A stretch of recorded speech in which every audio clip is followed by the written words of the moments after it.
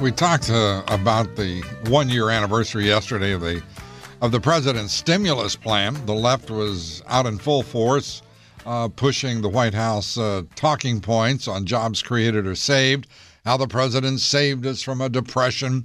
And I say to them, if you can pinpoint how many jobs have been created or saved, by the way, they say it's 1.5 to 2 million, then I say you ought to be able to break it down. Tell us how much an hour do those jobs pay? Are they temporary? Are they permanent? Are they professional, blue collar?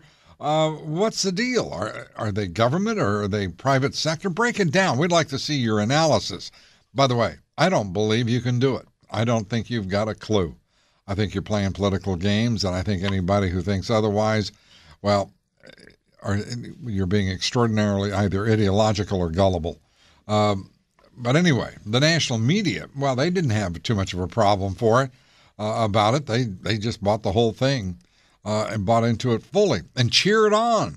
Watching network news last night, you would have thought that the Obama stimulus bill was the greatest piece of legislation ever conceived, ever written, ever put into law. Listen to these correspondents on ABC, NBC, and CBS lap up the White House talking points. This is, by the way, critical judgment by the nation's fourth estate at its finest. Even many independent economists put the number of jobs saved or created at about 1.8 million.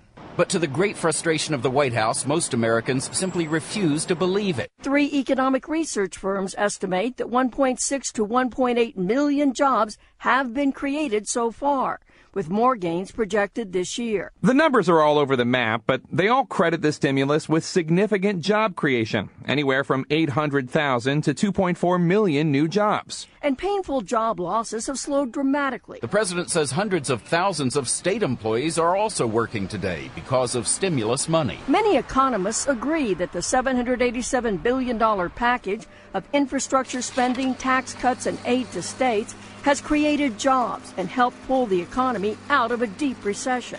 In Washington, D.C., about 20 people are working on this road project. Manager Matthew Johns calls the stimulus a lifesaver. Wow. 20 folks in Washington. I'm happy. Oh, look, I'm happy if it's one person gets a job. But don't BS me, folks. Come on. Did you notice that not a single one of those correspondents said, this is what the job pays, this is where the jobs are created, they're permanent, they're temporary, they're public sector, they're private sector? I mean, come on. By the way, did you notice the range? There's only one little tiny range. Somewhere between 800,000 and was it 2.2 or 2.4? 2.4 million. So you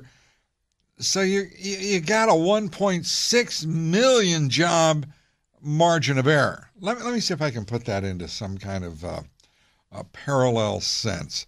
That would be like, okay, so you got to start with 800, you go to 1.6. So you've got a possibility of it's either, the correct answer is either 1, okay, or 3. It's 1 or 3. 800 goes into 1.6 twice, so we'd have 2 plus is equal to 3. So do you think you'd get away with that, say, in elementary school?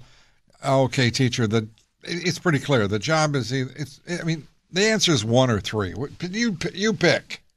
Maybe it could be 2. So it's 1, 2, or 3. Or maybe it's 1.5, 2.5, or 3. This is silly.